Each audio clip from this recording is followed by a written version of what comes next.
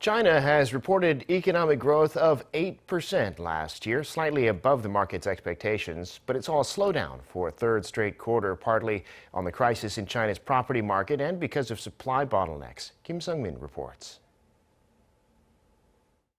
Tightly matching market expectations, China's economy in 2021 expanded 8.1% from a year ago.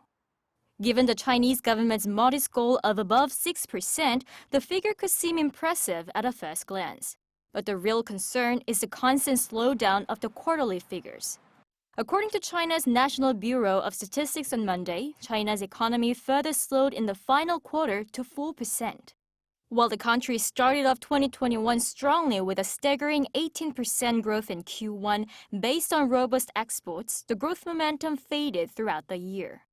The slowdown was widely expected as the country struggled with both internal and external headwinds. Experts say the Chinese economy was dragged down by a weaker property market amid fallout from the Evergrande crisis as Beijing tightened its grip on debt in the property sector. Strict COVID-19 measures, surging prices of raw materials, and global supply bottlenecks also put a strain on China's growth engine.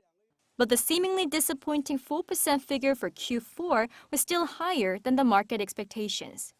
Bloomberg had forecast China's Q4 GDP to grow 3.5% and 8% for 2021. The outlook for the country continues to look bleak into the new year. Citing the property market slowdown as the biggest threat in the near term, U.S. investment bank JP Morgan earlier projected the country's economy will grow 4.9% in 2022. Goldman Sachs revised down its 2022 growth forecast to 4.3% based on the ongoing pandemic. Experts are wary that the economic downturn in China could also have a knock-on effect on other countries, including South Korea. China accounts for around 26% of South Korea's exports. So if China suffers, then our exports will take a hit. Also, because China's economy is so big, it has a broad impact on the global economy, which could again in turn affect Korea. The expert added that risks such as the U.S.-China relations in terms of trade, as well as global supply chain issues, could further hinder China's growth this year. Kim Sung-min, Arirang News.